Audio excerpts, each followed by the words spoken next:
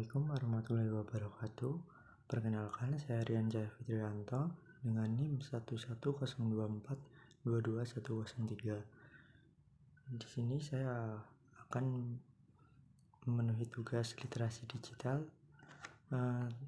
merangkum dari materi 1 sampai 7. Langsung saja, saya di sini akan menjelaskan tentang teknologi di sekitar kita.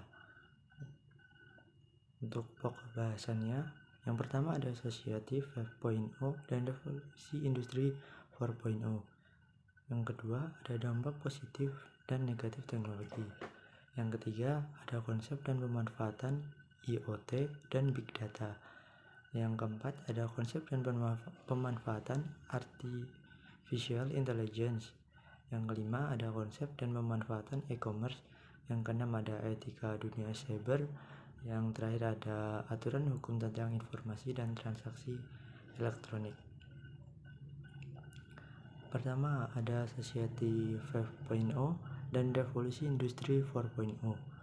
Manusia tak terlepas dari teknologi yang menjadi bagian integral dari kebudayaan, mencakup unsur seperti bahasa, pengetahuan, organisasial, peralatan hidup, mata pencaharian, agama, dan seni. Teknologi, menurut Paul W. DeForest, adalah ilmu terapan yang memanifestasikan kekuatan manusia terhadap alam, kebudayaan, dan diri sendiri.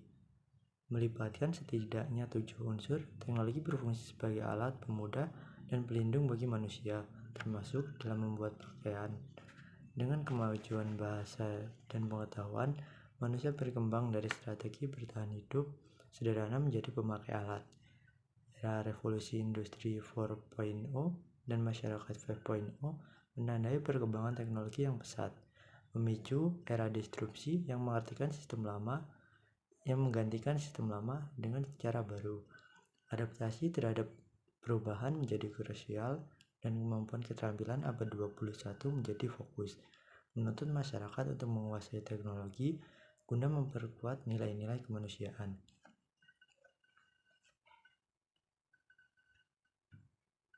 Selanjutnya ada dampak positif dari penggunaan teknologi.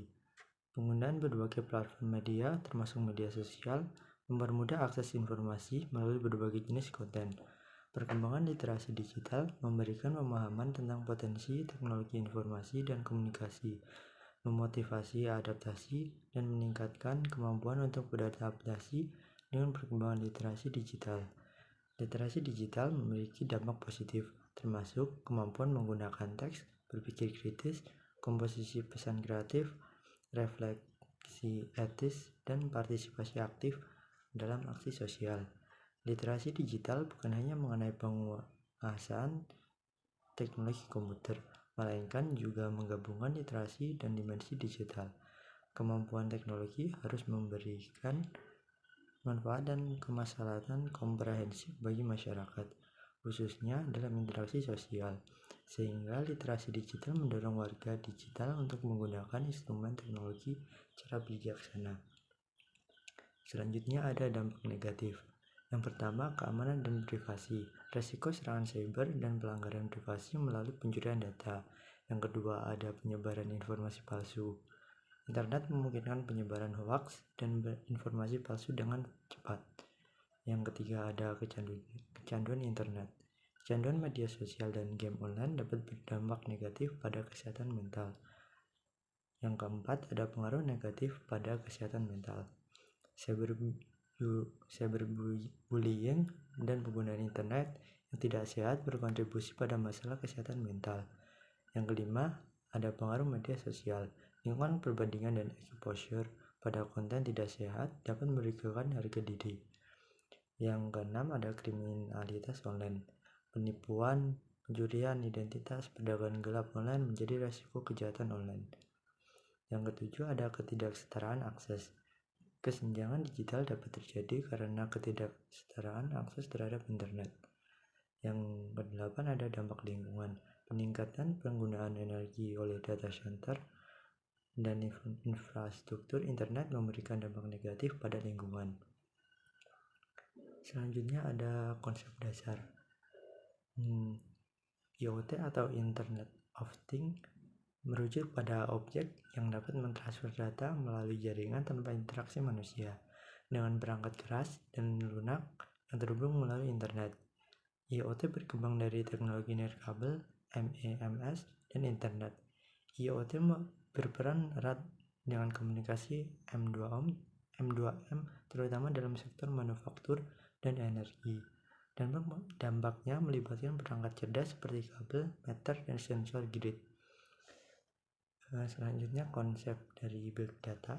Big Data merujuk pada volume besar data terstruktur dan tidak terstruktur. Dalam sejarahnya, konsep ini muncul pada tahun 2000-an oleh Doug Lane dengan 3 dimensi paling penting, yaitu volume, kecepatan, dan variasi. Big Data membuka peluang analisis data untuk pengambilan keputusan bisnis dan strategi yang lebih baik. Potensinya terletak pada kemampuan mengubah data mentah menjadi keuntungan, dengan fokus pada pengurangan biaya, pengurangan waktu, pengembangan produk, dan pengambilan keputusan cerdas. Pentingnya Big Data. Big Data tidak hanya tentang jumlah data, melainkan juga tentang cara organisasi mengelola data internal dan eksternal. Analisis data dapat membantu mengidentifikasi akar penyebab masalah bisnis, meramalkan tren penjualan, mengelola risiko, dan mendeteksi perilaku penipuan.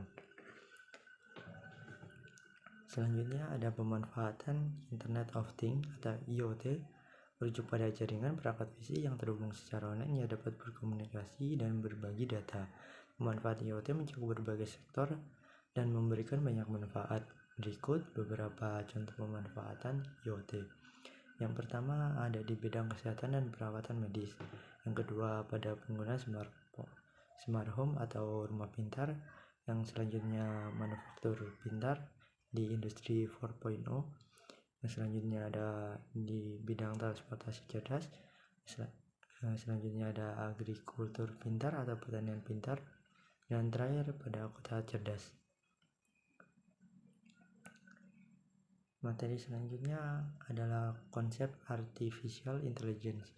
Artificial Intelligence atau AI atau kecerdasan buatan merujuk pada kemampuan mesin untuk mengeksekusi tugas-tugas yang biasanya memerlukan kecerdasan manusia.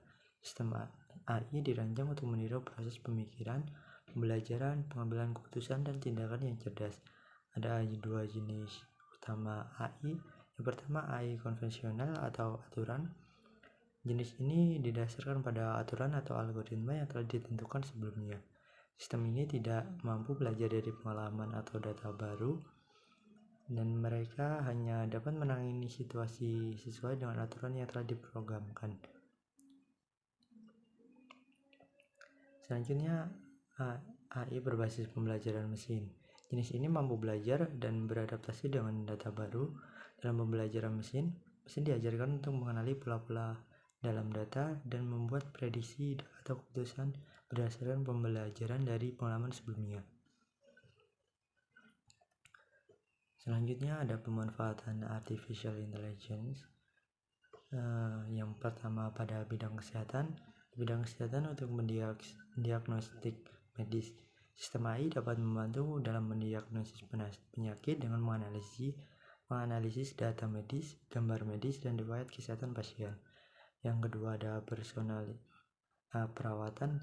AI digunakan untuk merancang rencana perawatan yang dipersonalisasi berdasarkan karakter genetik dan riwayat kesehatan individu.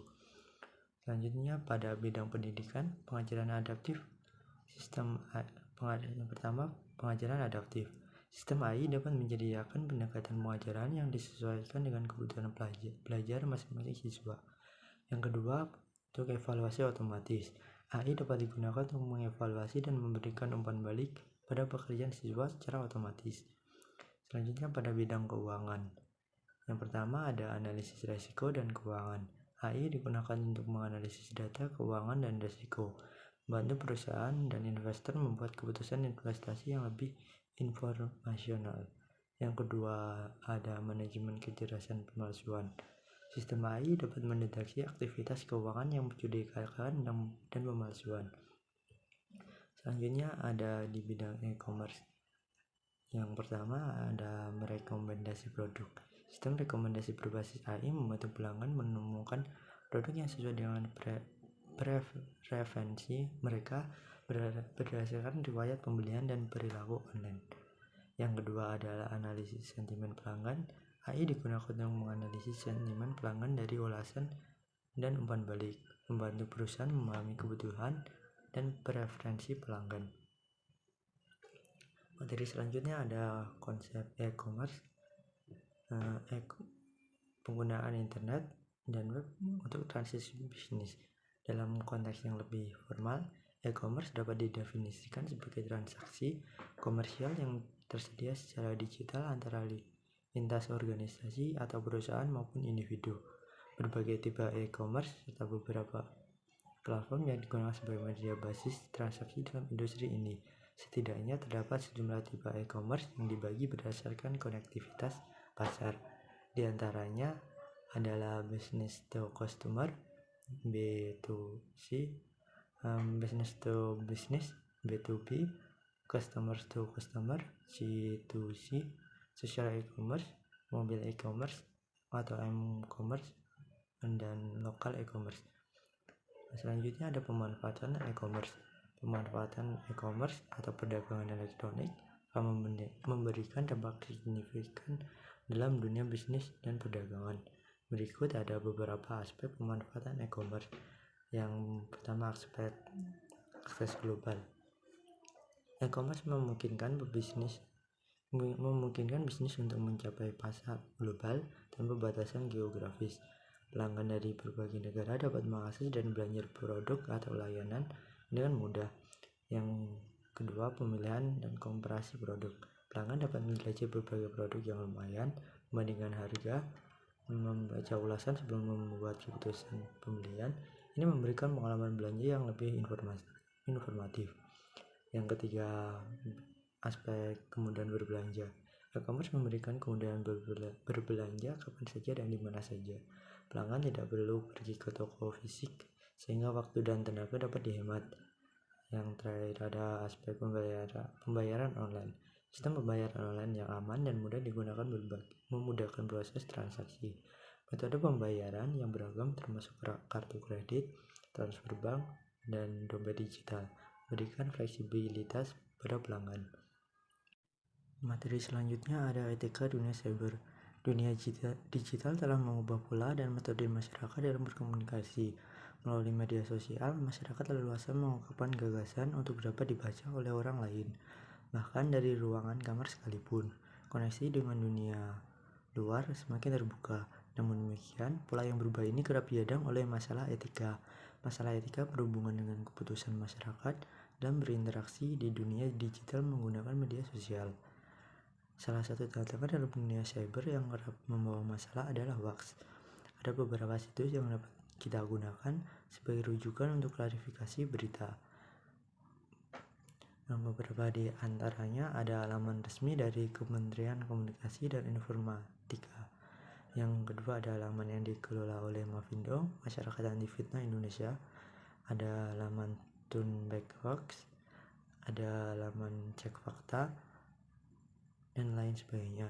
Selain itu kita dapat juga melakukan klarifikasi dan pengecekan melalui aplikasi yang terdapat dalam Play Store atau App Store. Salah satu aplikasi tersebut antara lain Hoaxbuster Tool. Materi selanjutnya ada pemanfaatan internet secara bijak. Salah satu penggunaan internet secara bijak adalah dengan menghindari plagiasi. Plagiasi terjadi salah satunya jika kita tidak memberikan sumber kutipan dan referensi dari gagasan orang lain yang kita tulis dalam tulisan kita. Ini seringkali terjadi karena kelalaian kita dalam melakukan citasi. Nah, untuk menghindarinya, saat ini terdapat aplikasi Reference Manager untuk dapat memuat citasi dan menulis daftar pustaka secara otomatis melalui Mendeley. Selanjutnya adalah aturan hukum tentang informasi dan transaksi elektronik. Indonesia memiliki Undang-Undang Informasi dan Transaksi Elektronik atau UU ITE, yaitu Undang-Undang Nomor 19 Tahun 2006 tentang perubahan atas Undang-Undang Nomor 11 Tahun 2008 tentang Informasi dan Transaksi Elektronik. Berikut adalah beberapa poin kunci terkait UU ITE di Indonesia. Yang pertama, tujuannya UU ITE bertujuan untuk mengatur penggunaan informasi dan transaksi elektronik agar sesuai dengan hukum dan etika, serta memberikan perlindungan hukum bagi pemilik usaha dan masyarakat umum.